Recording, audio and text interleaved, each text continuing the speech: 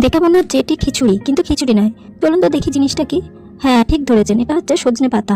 সজনে পাতার অনেক গুণ, যেমন ধরুন আমাদের শরীরে আয়রন, ক্যালসিয়াম আর ফসফরাসের কমতি এরা ঠিক করে। আর আমাদের হার্ট ভালো রাখতে সাহায্য করে, লিভার ভালো রাখতে সাহায্য করে, স্কিনের জন্য খুবই উপকার, চুলকে গোড়া থেকে শক্ত করে, একনি কমায়। তারপর ধরুন প্রেগনেন্সিতে অনেক রকম সমস্যা থেকে এগুলো মুক্তি দেয়। সজনে পাতা আমাদের হাড় মজবুত করে, আয়রনের কমতি ঘটায়, ক্যালসিয়ামের কমতি ঘটায়। এরকম অনেক অনেক গুণ আছে সজনে পাতার, যা বলে শেষ করা যাবে না। মানে সজনে পাতা হলো একটি মহা ঔষধ, যার কোনো খারাপ দিকই নেই, পুরোটাই ভালো গুণ। যেদিকে দেখবেন সেদিকেই শুধু ভালোই ভর্তি। তাই সজনে পাতাটা যখন পাবেন তখন চেষ্টা করবেন যতটা পারবেন খাওয়ার। সজনে পাতা দিয়ে অনেক রকমভাবে আমরা সবজি বানিয়ে থাকি। আজ আমি মুগ ডাল দিয়ে একটি নিরামিষ তরকারি বানিয়েছি।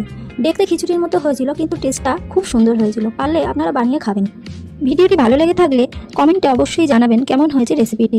আর পারলে চ্যানেলটিকে একটি সাবস্ক্রাইব ও লাইক করে দেবেন, কারণ আপনাদের একটি লাইক ও সাবস্ক্রাইব আমাকে আরও উৎসাহ করে তোলে এরকম বিভিন্ন ধরনের ভিডিও বানাতে।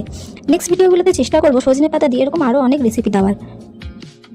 এই রেসিপিটিকে আপনারা আর এক রকমভাবে বানাতে পারেন। প্রথমে শাকটিকে সেদ্ধ করে নিয়ে ফোড়নের মধ্যে হালকা ভেজে নিতে হবে। তারপরে আগে থেকে সিদ্ধ করে নিতে হবে মুগ ডালটি। তারপরে সেদ্ধ করা মুগ ডালটি ওই ভাজা শাকের মধ্যে নিয়ে নেড়েচেড়ে নিলেই এই রেসিপিটি তৈরি হবে। একটু আলাদা স্বাদ হবে না, একই রকমই স্বাদ হবে।